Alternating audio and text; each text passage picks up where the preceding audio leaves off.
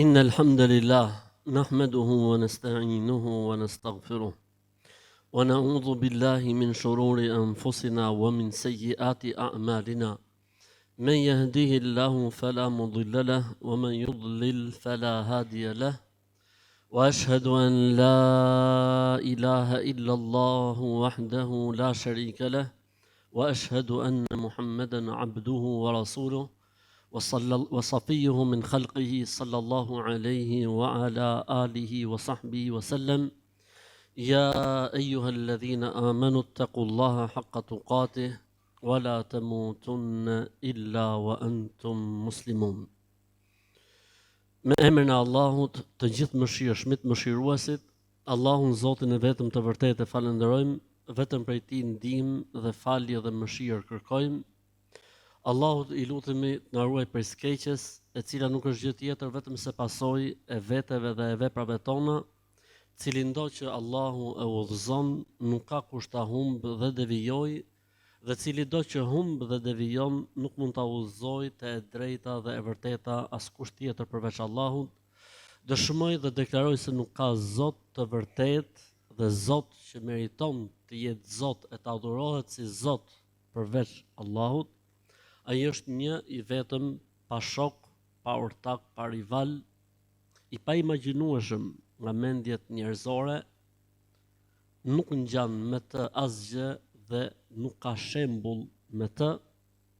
Dëshmoj dhe deklaroj se Muhamedi alayhi salatu vesselam ishte njeri, rob i Zotit, po ishte dhe i dërguar i Zotit, ishte dhe vula e profetëve dhe e profecisë. Misioni i tij përmbledhet në vargun kuranor ku Zoti thotë: "Wa ma arsalnaka illa rahmatan lil alamin." Të sollëm në këtë botë për të qenë mëshirim i mëshirës së Zotit për të gjithë botrat, për të gjithë krijesat.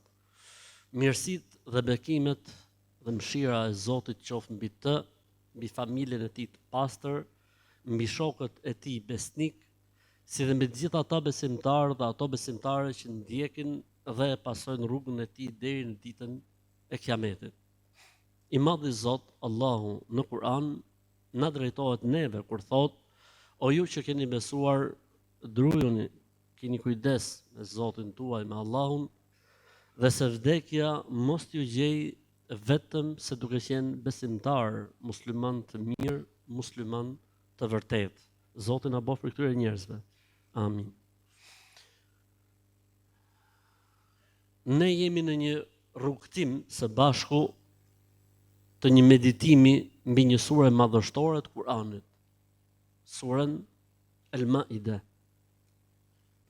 Dhe ndër ajetet që ne do të ndalemi sot të surës El-Maide është fjala e të madhit Zot: "Watlu alejhim naba ibnay Adam bil haqqi idh qarraba qurbanan فتقبل من أحدهما ولم يتقبل من الآخر قال لأقتلنك قال إنما يتقبل الله من المتقين." وقد قال صلى الله عليه وسلم فيما ثبت عنه صلى الله عليه وسلم: "لا يزال المؤمن في فسحة من دينه ma lam yusib daman haraman." Ajeti te i cili do të ndalemi është një ngjarje e përmendur pikërisht në surën El-Maide. Një ngjarje që fillon me smirën dhe zilin dhe mbaron me vrasje dhe ekzekutim të një njeriu të pafajshëm. I dërguari i Allahut sallallahu alaihi wasallam jep një lajm shumë interesant për të na treguar sa i mëshirshëm është Zoti me robën e tij dhe për të na treguar se gabimet dhe gjunahet kanë një cak ku mbarojnë. E nëse kalohet ky cak, rreziku është i madh. I dërguari i Allahut sallallahu alaihi wasallam tha: "Muslimani është në një fushë tolerancë dhe hapësire për faljen e Zotit pafundësisht, derisa nuk arrin në mëkatin e vrasjes së një njeriu padrejtësisht. Ose hadithi tjetër, pejgamberi alayhi salatu wassalam tha: "Awwal ma yuqda bihi bayna al-ibadi yawm al-qiyamati fi ad-dima." Gjëja e parë për të cilën do të filloj llogaria në botën tjetër janë gjakrat.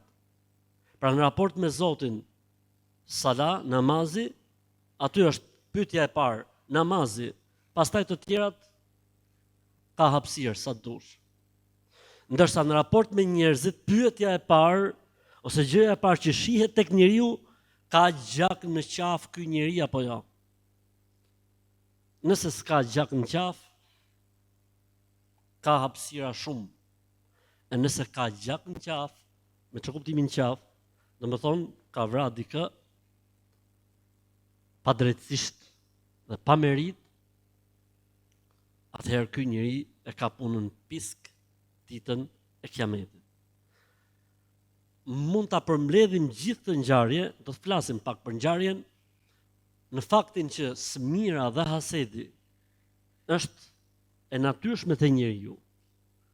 Mirë po besimtari dhe devotshmëria është ajo që e mban dhe e mbyt smirën dhe hasedin dhe e nxjerr jashtë funksionit mendimin dhe fuqinë të madhit Zot, ose njeriu është ai i cili e lën të zhvillohet, të eci përpara dhe mund shkoj smira dhe hasedi, pra zilia mund shkoj deri aty në humbjen e jetës njerëzve.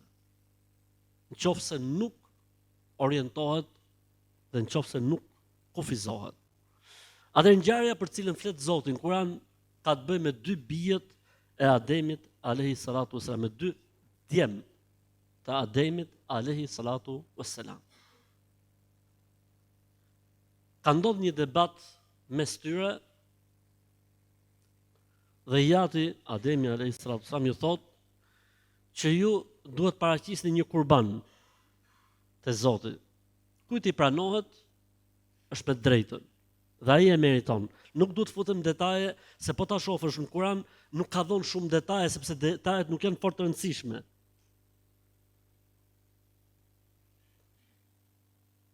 U pranua kurbani për atij që ishte në të drejtë dhe në hak dhe në të vërtetë,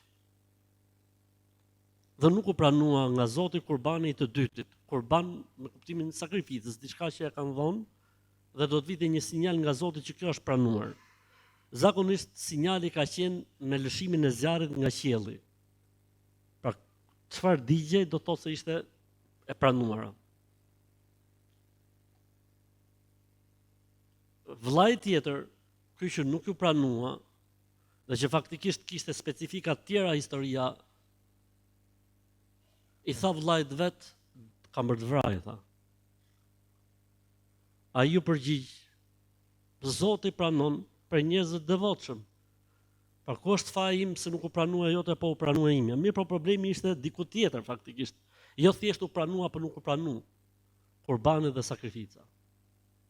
Megjithatë i tha vllait, nëse ti tenton të më vrasësh, unë s'do ta bëj atë gjë. Nëse ti e bën këtë punë, vlla, do të marrësh mbi veten tate dhe gjunahet e mia. E përfundimi jot në atë botë do të jetë i tmerrshëm.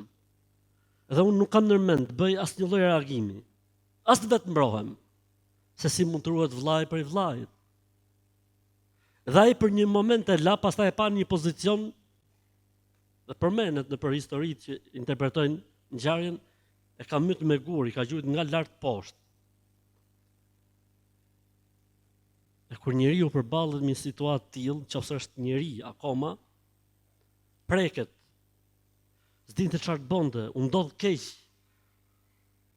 Tha do ta maj, do ta ruaj, dhe filloi trupi të merrte erë. E vunin krah, filloi të lëvizte, nuk dinte çfarë të bënte, u bë si i çmend.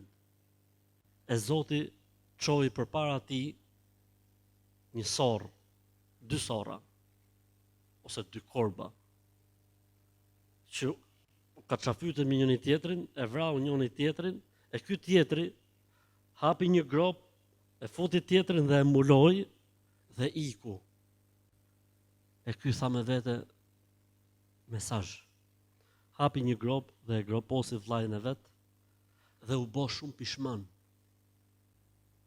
Ndjeu shumë keqardhje të madhe për atë që bëri. Kjo është historia që ka përmend Allahu në Kur'an, pa u fut në shumë detaje për emrat apo çfarë ishte lloji i kurbanit etj, sepse interesant është të merret thelbi dhe të merret mësimi dhe të ndalen njerëzit në detaje apo të harxojnë kohë për detajet. E mësimet që nxjerrim ne nga kjo gjë është që unë thash në fillim të kësaj hutbeje. Duhet ta ruajmë veten tonë nga mos përmbajtja dhe mos kufizimi i smirës, i zilis, i inatit dhe mërisë.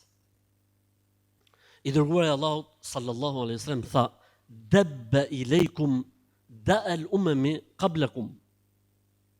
Al-hasad wal-baghdha. Innaha al-haliqa. ولا يقول حالقة الشعر ولكن حالقة الدين." Allahu ka lejuar që sëmundjet e mëhershme të transferohen dhe tek ju. Ndër këto sëmundje, sëmundja e smirës, zilis dhe sëmundja e urrejtjes. Këto dy sëmundje, vazhdon pejgamberi alayhis salam, e ruajnë jo kokën, po e ruajnë fen dhe besimin e njeriut. Pra, asgjësojnë veprat e mira, Zoti na ruaj. Për këtë arsye, në fen ton kemi orientimin e kujt? Kemi orientimin e besimit në caktimin e Allahut. Kemi orientimin që njeriu duhet të jetë i kënaqur me atë që Zoti ka ndarë për njerëzit dhe ka shkruajtur. Kemi orientimin që nëse shohim një të mirë tek tjetri, të përmendim Zotin. A nuk ishte Zekaria alayhi salatu wasalam, ai që kishte një moshë të tejshkuar, pa fëmijë, e kur e pa fëmin te Merjemja, Isain alayhi salatu wasalam, u gëzua dhe u knaq dhe e boni dua për vete dhe tha: "O Zot, mos më lër fillikat e vetëm, më jep trashëgimtar dhe mua." E Zoti ja dha dhe atij trashëgimtarin. E furnizoi me një djalë që ai ja vuni emrin Yahya. Feja jonë na mëson që çdo ditë themi jam i kënaqur 3 herë në ditë, në mëngjes dhe 3 herë në darkët. Jam i kënaqur me Allahun si Zotin tim, me Islamin si fen time, me Muhamedin alayhi salatu wasalam si profetin dhe dërguarin tim. Këtë e themi 3 herë në mëngjes dhe këtë e themi 3 herë në darkët. Ja ushqejmë vetes dhe e rikujtojmë veten që unë kam Allahun si Zot. E si pasojë, nëse Zoti i ka dhënë dikujt më shumë se sa dikujt, Allahu është ai i cili i ka ndarë gjërat. Edhe nëse një moment caktuar ndizet diçka brenda meje, unë përmend Zotin, i lutem Zotit. Dhe fatkeqësisht, o vëllezën dhe motra, le ta themi, kjo është një sëmundje ndoshta tek ne si popull e shumë theksuar. Dhe si pasojë edhe tek besimtarët e transmetuar. Përse duhet kem zili? Përse duhet kem hased? Kanë thënë, ai që ka zili dhe smir dhe hased, nuk është i kënaq me Zotin. Sepse është Zoti, ai i dikujt i ka dhënë pasuninë, dikujt i ka dhënë bukurinë, dikujt ja ka dhënë të dyja, dikujt tjetër i ka dhënë zgjuarsinë, dikujt tjetër i ka dhënë dijen, dikujt tjetër i ka dhënë dhe dikujt tjetër nuk i ka dhënë. Mirë, ne i krahasojmë gjërat dhe harrojmë të mirat e Zotit tek ne dhe shohim vetëm të mirat e tjerëve. Dhe dikush mendon se furnizimi prej Zotit është vetëm po patë paran, vetëm po patë famën, vetëm po i patë gjonat e dynjas mirë, dhe harrojmë që shneti është pasunia më e madhe mbas besimit. Kushdo qoftë ai tjetri, çfarëdo që të ketë, në momentin që nuk ka besimin, mos ki zili. Se ti ke pasuninë më të madhe, ti i njeh gjëra dhe i din gjëra, ti ke besim. E besimi Është pasunia më e madhe që Allahu I jep robit në jetën e kësaj bote. Inna Allah yu'ti dunya man ahabba wa man lam yuhib, wa la yu'ti al-imana wal akhirata illa liman ahab. Allahu këtë botë ja jep atyre që I do dhe atyre që nuk I do. Mirë po besimin dhe ahiretin Allahu nuk ja jep vetëm sa atyre që I do fort. Ti mendon dashninë e Allahut ndaj teje. Ti mendon se I zgjedh me Allahut, këtë mendon. E mos u huto zehratul hayatit dunya. Mos u huto me zbukurimet e kësaj bote që mund të kenë njerëzit në duart e tyre. Për këtë arsye Zoti I Madh në surën Al-Fajr çfarë tha? Fa amma al-insanu idha mabtalahu rabbuhu fa akramahu wa na'amahu fa yaqulu rabbi akraman wa amma idha mabtalahu fa qadara alayhi rizqahu fa yaqulu rabbi ahanan. Njeriu ka këtë peshore për t'i matë gjërat. Po I shkon punët marrë dhe mirë dhe po pati pare, thot po vallai Zoti më ka nderuar, më ka ngrit lart. E nëse Zoti e sprovon me varfëri apo me diçka tjetër, me smundje apo me hall, thot Zoti më ka ul shumë, ka poshtruar shumë. Jo. Kalla, bella, tukrimuni al-yatim. Nuk është ashtu. Nuk është kjo peshorja. Peshorja është të besosh, të I bish Allahut me ballë në sejdë. Të ndihmojsh të varfrin, të gjendesh pranë jetimit, ta shohësh si pasunin, ta shohësh si mjet dhe jo si qëllim. Ta shohësh veten tënde si menaxher dhe me administrator, jo si zotërues. Pasunia e vërtetë është besosh dhe dish se I di do të dalësh përpara Zotit dhe do të japësh llogari. E nëse dikujt Zoti I ka dhënë çdo gjë, po si ka dhënë besimin, si ka dhënë asgjë. E nëse dikujt Zoti I ka dhënë përveç besimit, pasuni dhe mirësi, ti krahaso mirësitë e tua. Mos u merr me mirësitë e tjetrit. Se nuk është pasunia vetëm tek paraja, tek leku, tek e pasmja, tek komoditeti. Është neti, është familja, janë fëmijët, e shumë gjëra tjera. Tha Zoti në Kur'an, wa atakum min kulli ma sa'altumuh.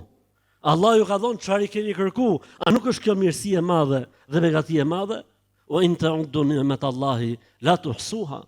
E nëse do të donit të numëronit mirat e Zotit, kur nuk do të mundnit të dilnit në fund numërimit.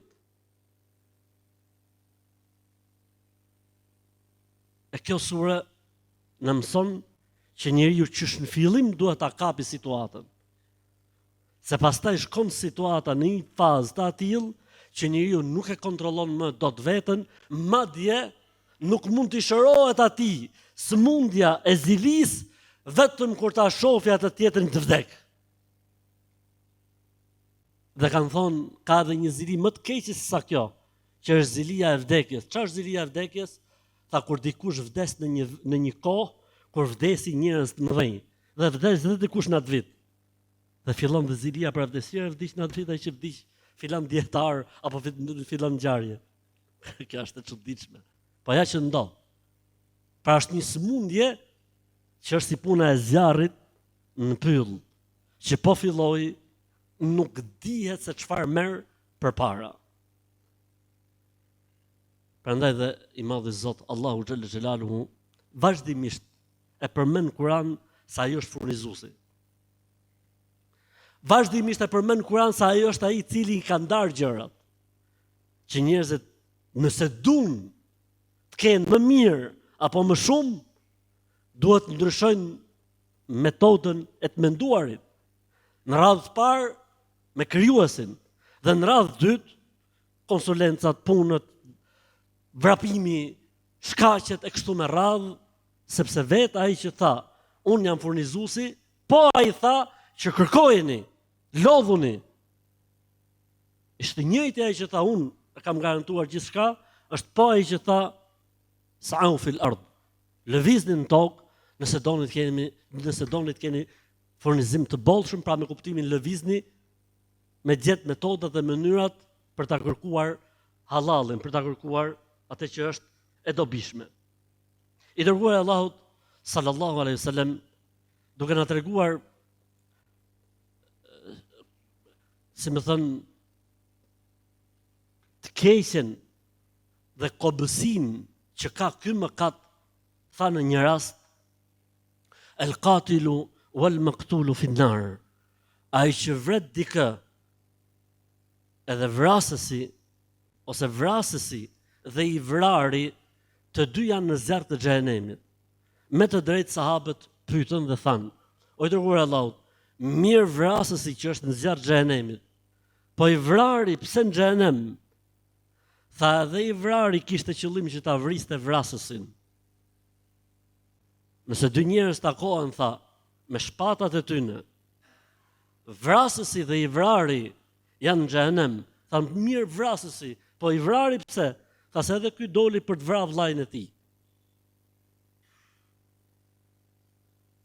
Kështu që njeriu duhet të jetë i kujdesshëm dhe, siç e thash edhe më herët, nuk duhet shkoj asnjëherë puna deri këtu. Për gjërave interesante që ka ajeti, është se Zoti tregoi se njëri prej vëllezërve i tha tjetrit: Allahu pranon prej njerëzve të devotshëm. Dhe devocioni ose devotshmëria është diçka që arrihet me mund dhe me përpjekje. Jo të gjithë njerëzit që vinë, falen dhe lutën mund të jenë devotshëm. Devocion do të thotë përkushtim. Sa më i përkushtuar të jetë njeriu ndaj Zotit, ndaj porosive të Zotit, ndaj porosive të Muhamedit alayhi salatu selam, aq është edhe më i devotshëm.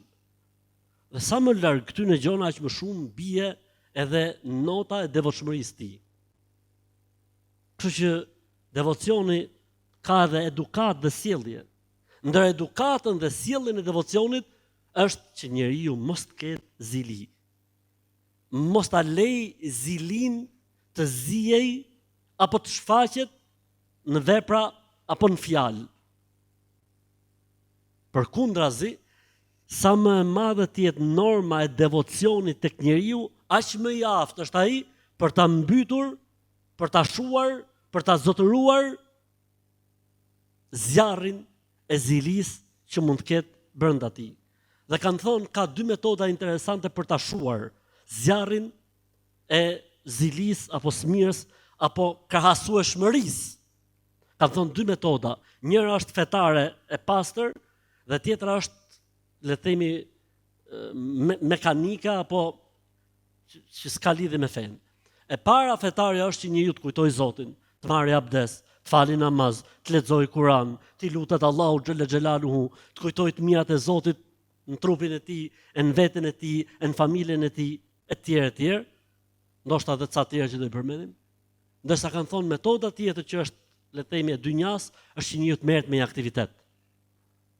Rasja vrapit, vëlla, bëj 10 kilometra me grupin Vrap Lale, për shembull, që kanë çunat tonë. Ose shko ke Varrezat, vëlla, vizito prindërit që kanë ndruar jetë, u bë 3 vjet që si ke pa, si ke vizitu. Për shembull, ose shko meru me një hall që ka dikush derisa t'ia zgjidhësh. Ose meru me një sport, bëj diçka, lëviz, nxirre, shprehe diku, merr baj gur, merr hapi kanal. Nxirre diku, në lefin dhe të keqen. Dhe mos e let të mbysi, se kanë thonë të parët tanë, sëmundja më e drejtë e Allahut në tokë është sëmundja e zilis dhe e smirës. Kanë thonë, sepse si fillim shkatron të Zotin e vet, ja djeg të përmendshmet, mërqin, pankreasin janë nxjerr jashtë funksionit, e pastaj është me të tjerët. Filloi zbardhën koka, bëhet me thinja, filloi bin flokët, filloi bëhet trupi pulla. Do ta japë efekt një herë ke personi vet. Pastaj tek të tjerët. Për gjërave interesante që ka ajeti gjithashtu është thot ai njeri që orienton për një të mirë e merr shpërblimin si ai që e bën të mirën. Ai njeri që orienton për të keqen e merr shpërblimin si ai që e ka bërë për herë të parë të keqen. Pra nëse një njeri bëhet se për një të mirë, kushdo që e bën të mirën mas ti këtij vjen sevapi. Një njeri që bëhet sebeb për të keqen, i pari, orienton për të keqen. Kur çdo që e bën të keqen mas ti, do të mori gjynofet ai i pari që ishte sebebçiu. Po ku është kjo ke ajeti? Ka thënë pejgamberi alayhi salatu wassalam. Çdo vrasje që ndodh sot në botë i shkon një mëkati dhe gjunahu përveç këtij që po e bën edhe birit të Ademit, i cili bëri për herë të parë vrasjen në historinë e njerëzimit. Ai që mësuesi i parë. Çdo njeri që bën, jo se shpëton ky që e bën sot, jo se shpëton, po njësoj si ky e merr edhe ai. Pejgamberi sa që tha, ai që orienton njerëzit për një të mirë, e merr shpërblimin si ata që e bëjnë, ai që orienton njerëzit për diçka të keqe, e merr gjunahun njësoj si ata që e bëjnë të keqen. Pra edhe e keqja aty i shkon këtij, edhe të mirat e këtyre i shkojnë atij gjithashtu. Për gjërave interesante që ka ajeti kuranor është se i madhi Zot Allahu xhalla xhelaluhu tha në fund ajeteve: fa asbaha minan nadimin. Edhe më zbër kjo pyetje shumë herë faktikisht. A u pendu biri i Ademit dhe e fali Zotin mas pendimit? Allahu çfarë tha në fund të ngjarjes? Fa asbaha minan nadimin. Ai ndjeu keqardhje të madhe dhe pikëllim për atë që bëri. Dikush ka thënë kjo tregon se është pendu dhe Zoti ja ka pranuar pendimin. Dhe dikush tjetër ka thënë jo. Fakti që ai ndjeu keqardhje nuk do të thotë që është penduar. Dhe ky është mendimi më i saktë. A e di pse? Hadithi që unë përmenda pak më lart. Çfarë tha pejgamberi sallallahu alajhi wasallam? Dhe çdo njeri që vret njeri në këtë botë i shkon birit të Ademit hisja. E po t'ishte penduar ai, nuk kishte më çfarë t'i shkonte atij hise. Po mirë, a nuk ka një hadith profetik që pejgamberi alayhis salam thotë innaman nadamu tawbatun. Kush ndjen keqardhje për atë që ka bërë, faktikisht është penduar.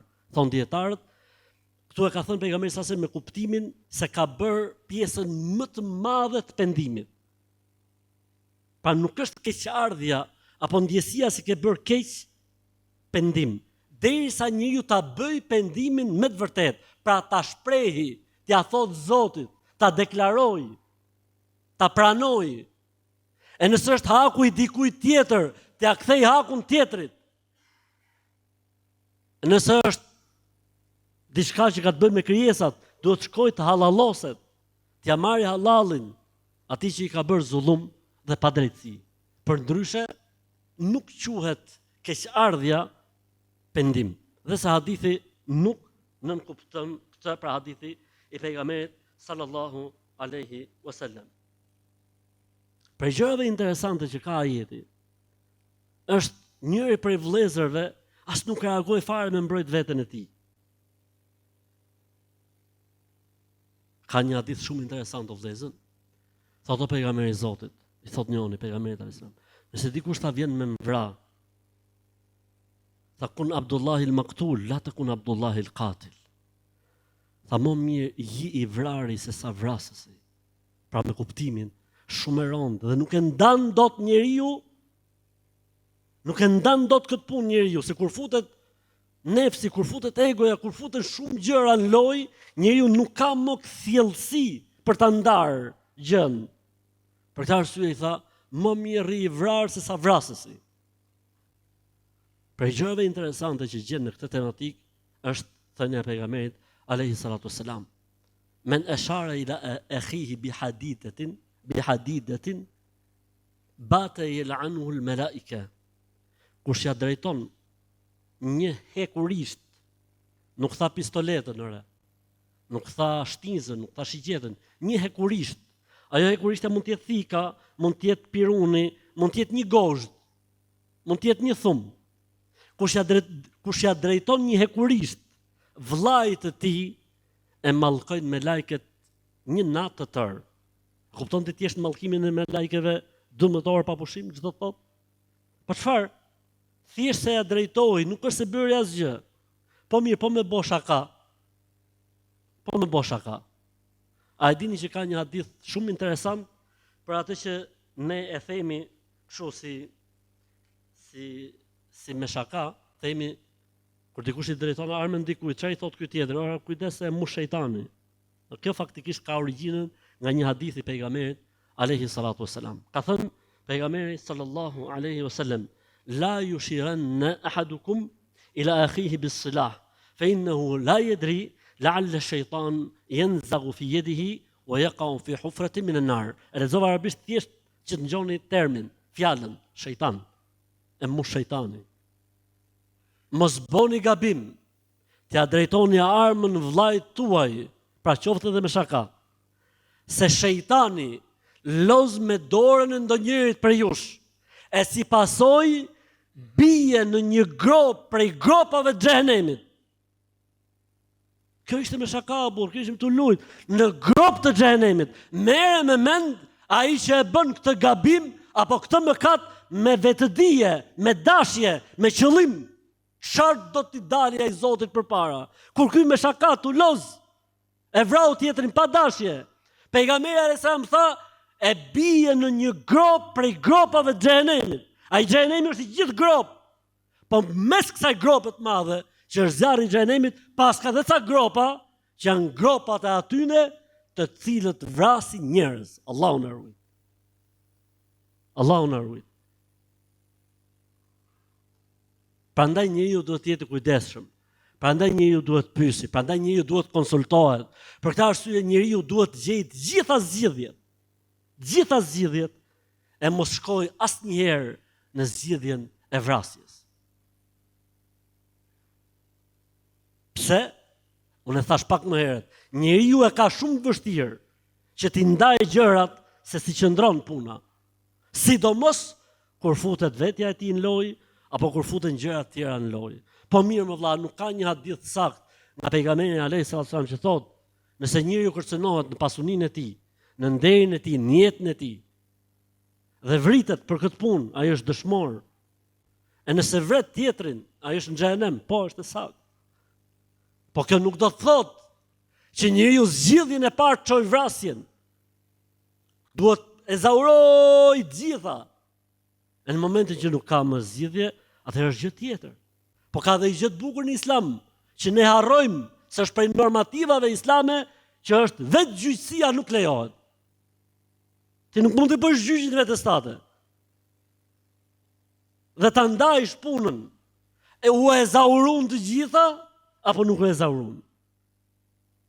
Për këtë arsye, mos u ngut dhe kujto fjalën e pejgamberit alayhi salatu wassalam, njeriu ka akoma hapësirë për mëshirën e Zotit dhe faljen e tij derisa s'ka arrit puna në vrasjen e njeriu të pafajshëm. Prandaj këtë njeriu duhet ta ketë shumë kujdes. Për gjërave interesante në këtë, le të themi, në këtë ajet është se këtu bëhet fjalë o vëllezër për dy bijtë e kujt? Ademit alayhis salatu wassalam. Nuk bëhet fjalë për dy bijtë Ademit, po bëhet fjalë për dy bijtë e tij, domethënë dy çunat e Ademit alayhis salatu wassalam. Që do të thotë nuk ka lidhje pse njeriu mund të jetë shumë i mirë dhe fëmia e tij të jetë i paudhë. Ashtu siç është dhe e kundërta e vërtet, fëmia mund të jetë shumë i mirë dhe e velia dhe baba i tij të jetë i paudhë, pra me kuptimin njëri i poshtër apo i keq. Nuk kanë lidhje gjërat. Dhe asnjëherë nuk duhet merret peng dikush për tjetrin. Çfarë mund të themi ne për shembull për Adem, nuk e ka bë punën mirë Ademi alayhis salam, apo Nuhu alayhis salam nuk e kishte bë punën mirë me çunën e vet. Mund ta thosh këtë. Po e the këtë që dal për feja, për Islamin. Po çfarë ka ndodhur? Ai bab e ka bë punën ashtu siç duhet.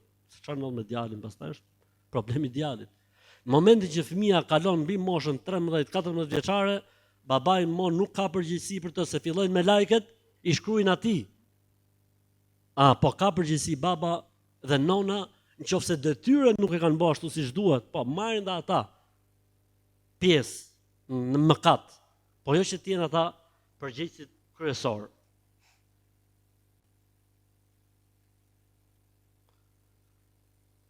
Vëllezër dhe motra, Islami na mëson që gjithmonë të kujtojmë Zotin për çdo lloj situate. Po edhe kur shohim të mirat tek të tjerët, prap mendjen duhet ta çojmë tek Zoti.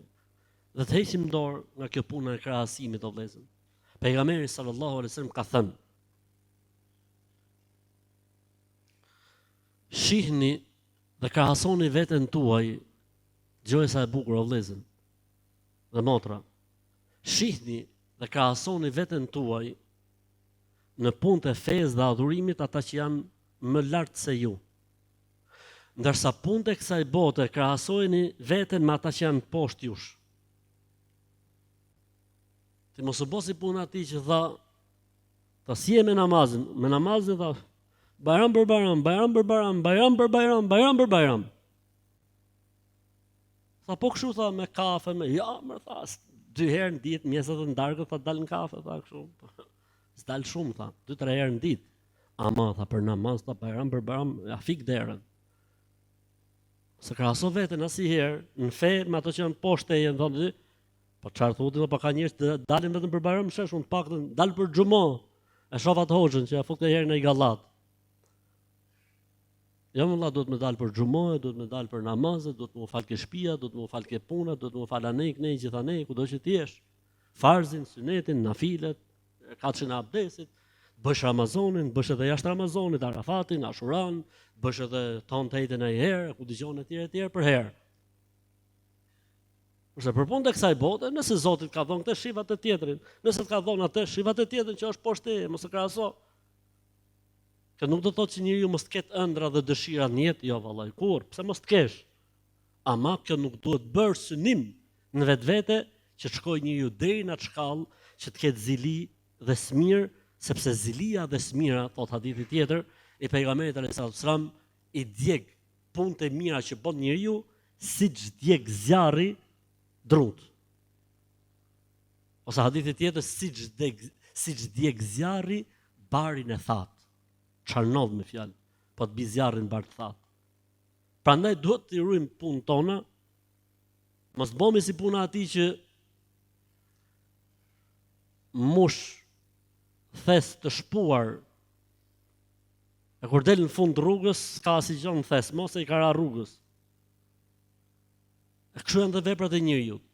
Njeriu mbush, po ja Allah të dali me këto vepra ke Zoti, apo do i bin rrugës, do i shpërndahen për hallkun.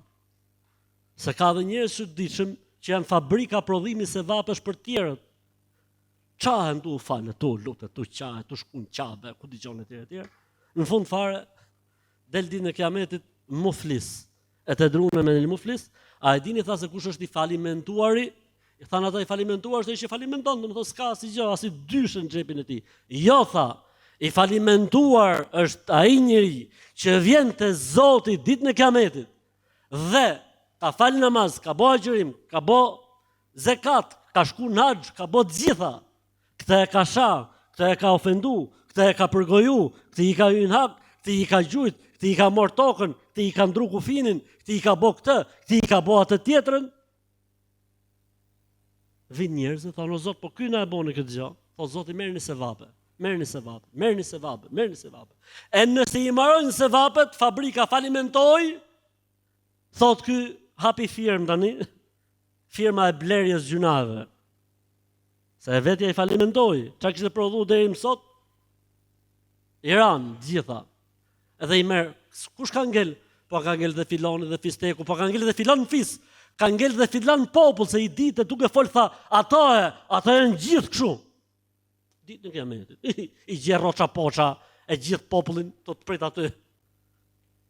Ose për ndryshe, do amorësh dhe bëhesh multimilioner, multibilioner, multitrilioner. Në çfarë? Në gjënat e hallkut dhe të botës, a ka birë none që të pastron ty o vlla? Pasha Allahun, vetëm zjarri i xhenemit të pastron, e i Zotit di se sa mund zgjasë procedura e pastrimit. Incineratori. Sa kohë do të marrë incineratori i xhenemit me pastru ty, se ke ke marrë me miliona dhe me biliona dhe me triliona, korriz, vallaj, e vështirë është puna. Prandaj, me kujdes. Prandaj, duhet jemi të vëmendshëm, sepse, si thaj, daullet rrahin për ata që kanë vesh. E Zoti tha në Kur'an, fadhakkir fa inna dhikra tanfa'ul mu'minin, përkujto, se nëse ata që ke përpara janë besimtar, përkujtimi do t'ju bëj dobi qofshim për këtyre njerëzve. Ne i përmendëm pak gjatë hutbes se si njeriu mund të mbrohet nga kjo gjë e keqe. Dhe tham, të kujtoj njeriu të mirat e Zotit te vetja e tij. Mos të angazhohet me të mirat e Zotit tek të tjerët. E dyta, nëse shet diçka që i pëlqen tek dikush, ta çoj mendin tek Zoti dhe të përmeni Zotin që mos ta dëmtojë atë tjetrin në të mirën që i ka dhënë Zoti. Tham, të rrisi normat e devotshmërisë dhe devocionit, se sa më të larta të jenë normat e devotshmërisë dhe devocionit dhe përkushtimit, aq më shumë ulen këto lloj sjelljesh në jetën e njeriu. Të kujtoj vazhdimisht se gjunahu i parë që ka ndodhur në historinë e njerëzimit është një gjunah që është rezultat i smirës dhe i zilisë.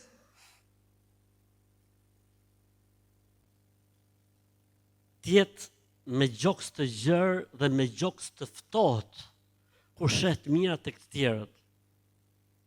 Mos lejosh të nizet, se ka kesat nizet, nuk e man ti mo, as ti vetë nuk e man dot veten. Kështu që qysh në fillim, kape situatën, përmend Zotin, bëj ato që thosh unë vrap, ose fillo falu pa pushimja 2-3 orë në bie rehat. Ti je i kënaqur me caktimin dhe me ndarjen e Zotit, të kuptosh se i smuri i parë nga kjo që do të ndodhi, do të jesh ti. Kujto fjalën e pejgamberit alayhis salatu wasalam, i cili tha, kjo botë është e mallkuar dhe çdo gjë në këtë botë është e mallkuar, pra mos kujto se ka një mirë të madh dikush që po gëzon këtë botë dhe këtë dynja. Lexo dhe përkujto veten tate me atë që quhet në Islam besimi në qada dhe në qader. Ke probleme në këtë sekcion të besimit, ke probleme, duhet me i futi herë dhe i lexim, duhet me futi edhe herë një ripërtritje të besimit të këtë fush, sepse faktikisht ti ke probleme, pra ai person që ka këtë lloj problematike, ka probleme me besimin e tij në qaderin e Allahut xhella xhelaluhu. Për ta mbyllur me 2 gjëra. E para kësaj historie kush përmenet? Përmenen Benu Israilët me historitë e tyre. Mas kësaj historie kush përmenen? Benu Israilët me historitë e tyre. Si para ngjarjes dhe mas ngjarjes. Subhanallah. Çfarë tha Zoti mas kësaj ngjarje? Min ajli dhalika katabna ala bani Israila أنه من قتل نفسا بغير نفس أو فساد في الأرض فكأنما قتل الناس جميعا ومن أحياها فكأنما أحيا الناس جميعا. Gjoj tani lidhjen. Për këtë arsye historia me kë kishte të bënte vëllezën? Historia me kë kishte të bënte?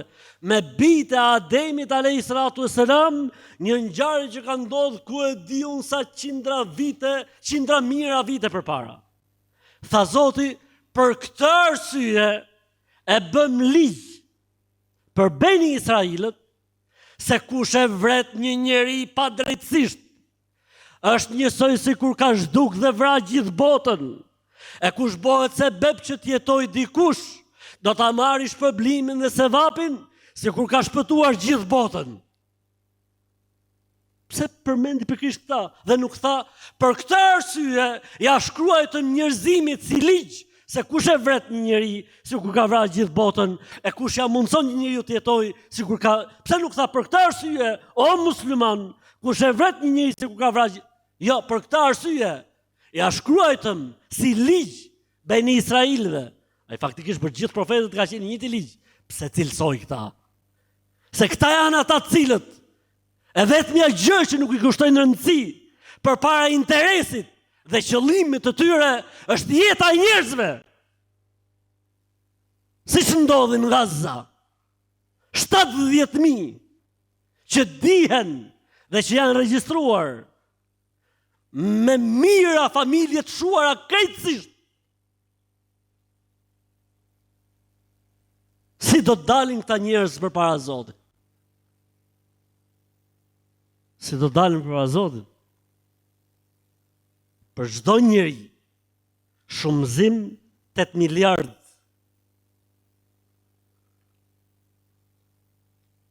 Katlana fil gjenne, ata që kanë ndruar jetë për nesh, gjithë janë në xhenet. Për çfarë do të ndodhi me këta njerëz? Nuk ka dyshim, inna rabbaka lebil mirsad. Zoti i madh ju ka zënë pusin, s'ka dyshim. Nuk ka dyshim. Gjaku nuk hum kur. Gjaku nuk hum. Gjaku nuk hum. E gjaku do të paguhet nga ata që e kanë derdh dhe nga ata cilët kanë kontribuar, kanë dhënë, kanë qenë ortak dhe bashkëpunëtor. Po edhe ata cilët patën mundësi ta ndalojnë dhe nuk e ndaluan, gjithë ortak janë. Më duket se para 2 hutbesh apo 3 hutbesh kemi përmendur fjalë janë mësim pas ka qenë fjalë në Omer ibn Khattabit radhiyallahu ta'ala në cili tha një person në kohën e Omer ibn Khattabit ishte vrarë dhe Omeri zbuloi se kishin qenë 10 veta që kishin bashkëpunuar. Ama njoni e kishte vrarë. Dhe Omeri dha verdiktin e tij që tha do të vriten të 10. U çun sahabët normalisht se ishte sirisi. Thanë, o prisi besimtarëve, fjalën tatë ne nuk e vëmë diskutim, po kjo nuk qëndron. Le të vritet vetëm ai që vrau. Tha Omeri radhiyallahu anhu, të gjithë ata që kanë marrë pjesë në vrasje, të gjithë pasha Allahun, Omeri. Pasha Allahun, sikur gjithë banorët e Sanaas. Sanaja ka qenë qendër e njerëzimit në atë kohë, domethënë. Sikur gjithë banorët e Sanaas të ishin bashkëpunëtor në vrasjen e një njeriu, gjithë do i kisha sharruar, tha. Gjithë do i kisha eliminuar. Pse? Se duhet prerë rruga të keqes. Për këtë arsye një nga gabimet më të mëdha që kanë disa legjislacione në botë është heqja e ligjit me vrasje për vrasësin. Është kobi më i madh dhe dëmi më i madh që i bëhet shoqërive njerëzore, sepse ti kriminalit i jep hapësirat dhe dritat, thotë, ça 24 vjet. Kur e pranon 17 direkt, kur sillesh mirë 13, kur ashtu 12, me 7 paguaj çike rregullon muhabetin e lag me voj rrugës, me 3 edhe e shep vrasësin në për rrugë, e thuti pastaj pse vran, e pse u vran, e si u vran. Po normalisht kur s'ka drejtësi, njerëzit do të mundohen me bë vetë gjyqësi, pavarësisht se kjo nuk lejohet. E duhet me halon Zotit, padyshim.